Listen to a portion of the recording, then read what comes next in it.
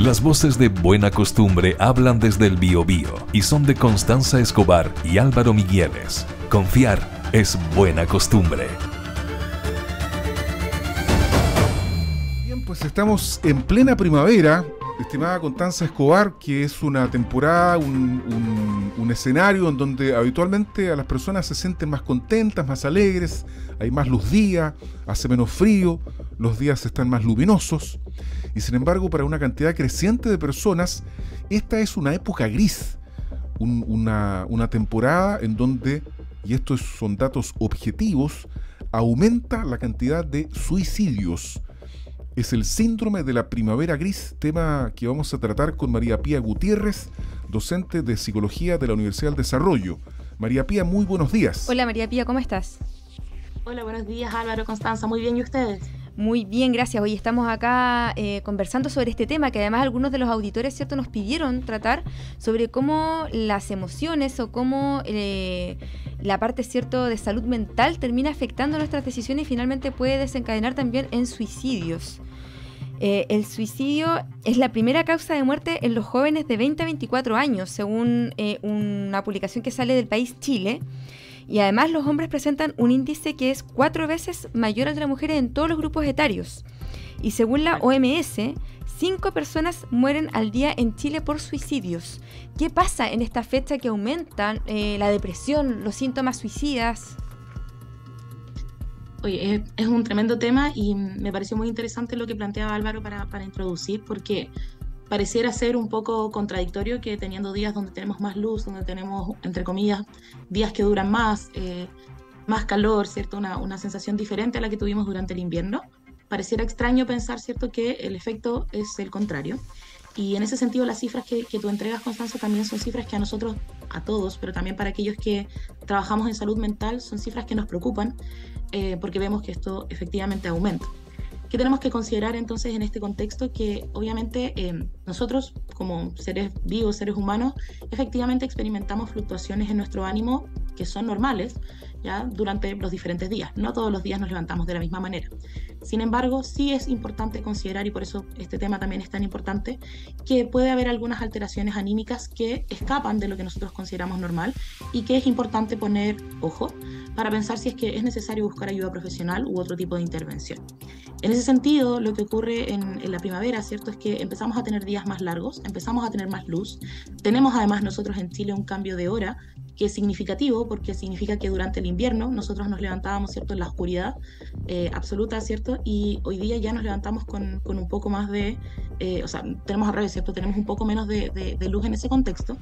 Y cuando llegamos a la primavera, entonces lo que nos pasa es que nuestro cerebro se despierta y dice, bueno, está oscuro, yo debiera estar durmiendo porque estoy levantado en este contexto. Eso produce a nivel biológico ciertas alteraciones para las cuales hay algunas personas en particular que son más susceptibles de manera biológica a verse afectados por estos cambios lumínicos. Este cambio lumínico en particular además produce alteraciones a nivel metabólico, por ejemplo, en la síntesis de la melatonina, que es uno de los elementos que a nosotros nos permite regular la calidad del sueño. Por eso, por ejemplo, es esperable cuando llega la primavera que durante algunos días todas las personas nos podamos sentir un poco más fatigadas, un poco más irritables, un poco más tristes, un poco más desanimadas. Eso es dentro de todo esperable, ¿ya?, para todas las personas. Pero hay un grupo de personas que se ven afectadas más allá y es a aquellas personas a las que nosotros también tenemos que poner mucho más ojo con respecto a por qué les está afectando mucho más allá que a la media. Oye, súper interesante lo que nos mencionas, ¿cierto? Yo he estado leyendo un poquitito previo a la entrevista que teníamos contigo porque en realidad es un tema súper importante y que afecta, yo creo que a muchas personas y a muchas familias también, porque no es un tema solamente, ¿cierto?, de quienes sufren o están padeciendo alguna depresión o tienen síntomas depresivos, sino que también afecta obviamente al entorno. Incluso, ¿cierto?, también es una pregunta que nos podemos plantear. ¿Es esto un problema que pueda ser resuelto desde la salud pública, María Pía? A ver, yo creo que sí, yo creo que lo que tú planteas, Constanza, es importante porque, como les decía hace un minuto, ¿cierto? Todas las personas podemos experimentar estos cambios, pero obviamente hay algún grupo en particular que puede experimentarlo de manera mayor. Ahí nosotros encontramos, por ejemplo, la aparición de un diagnóstico que se llama trastorno afectivo estacional, que lo podemos encontrar tanto con este cambio de hora cuando empieza la primavera, como también cuando empieza el invierno. Sintomatología es parecida. Efectivamente, afecta más a algunas personas, entre ellas, por ejemplo, a aquellas personas que han experimentado algún cuadro en la línea de lo depresivo en algún momento, tienden a ser más susceptibles a estos cambios. Y desde este punto de vista, yo creo que, en función de tu pregunta, sí es importante considerar que es importante y se puede abordar desde la salud pública, desde una mirada bien preventiva, ¿ya? Porque primero, esto mismo que estamos haciendo hoy de hablar de esto es súper importante, psicoeducar con respecto a qué cambios anímicos son normales, son esperables y cuándo esto escapa de la norma y tenemos que poner atención para ver si es necesario buscar atención profesional, ya sea desde la psicoterapia o también en algunos casos que es efectivamente necesario tratamiento farmacológico. Siempre planteo que nosotros tenemos que pensar que durante las primeras 2 semanas, cuando ocurre este cambio, ¿cierto?, de estación, de hora, en el caso de nosotros de Chile, que marca bastante el cambio de las estaciones, es esperable que por lo menos 1 semana, 10 días, nosotros podamos tener un poco esta alteración.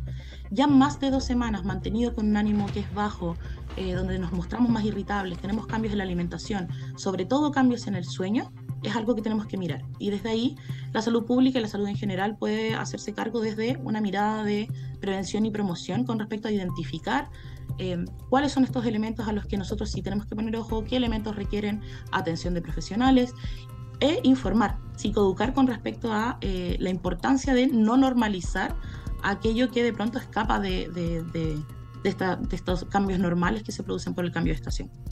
Según la OMS, todas estas cosas que tú mencionas, ¿cierto?, que son preventivas, pueden ayudar a disminuir un 10% la tasa de suicidio. En Chile existe un plan que es el Plan Nacional de Prevención del Suicidio, que comienza su implementación en el año 2013. ¿Este plan se encuentra en vigencia? ¿Qué acciones tiene? ¿Qué medida? Tú no sé si tú conoces o sabes más o menos en qué consiste este plan.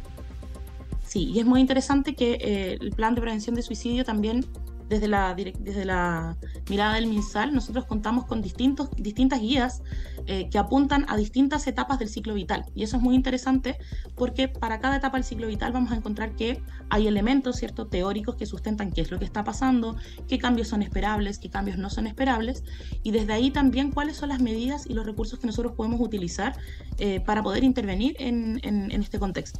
En ese sentido, obviamente nosotros al día de hoy es lo que sustenta, ¿cierto?, las intervenciones que nosotros podemos tener a nivel de salud pública y salud privada, ¿cierto?, lo que implica qué es lo que hay que hacer cuando una persona está en una emergencia, ¿cierto?, o lo que nosotros llamamos urgencia psiquiátrica, que es que la persona esté presentando ideación suicida y cómo podemos intervenir. Así también los teléfonos, ¿cierto?, la normativa, dónde podemos encontrar información, Salud Responde, ¿cierto?, que nos permite poder comunicarnos y recibir atención, orientación con respecto a una crisis que no necesariamente todo el mundo estaba preparado.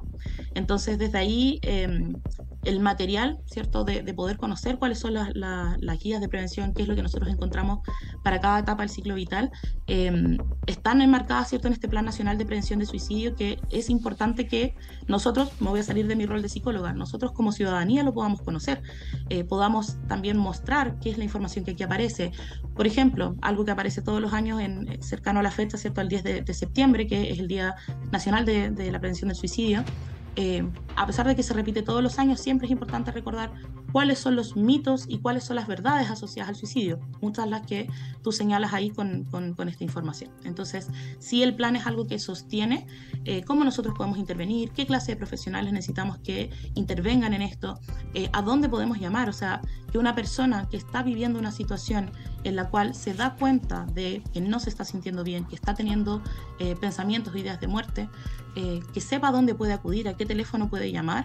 Obviamente que es importante que sea información masificada y no solamente algo que conocen algunas pocas personas.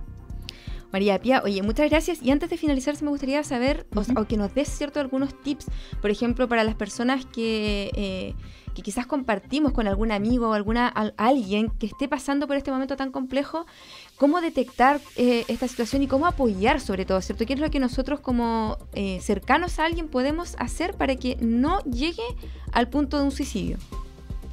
Perfecto. A ver, lo primero que hay que pensar es que nosotros tenemos que convertirnos en personas que no solo los psicólogos somos observadores, todos tenemos que estar pendientes de qué pasa con la persona que está al lado de nosotros. Por ejemplo, cambios en la alimentación, ¿ya?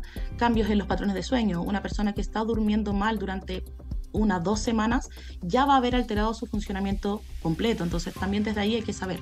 Y también en lo que dice relación con las conversaciones que nosotros podemos tener, notar, ¿cierto?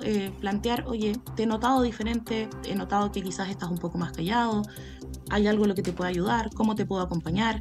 El aislamiento social, perdón, siempre es un factor de riesgo cuando nosotros nos enfrentamos a cuadros del ánimo, ¿ya?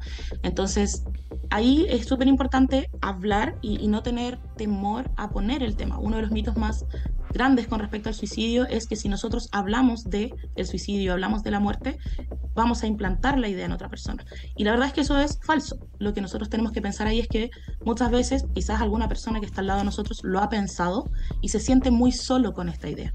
De pronto, si nosotros nos sentamos a conversar y decimos, mira, cuéntame qué te ha estado pasando, ¿hay alguna forma en la que yo te pueda ayudar? ¿Cómo quisieras que te acompañe? ¿Qué te está ocurriendo?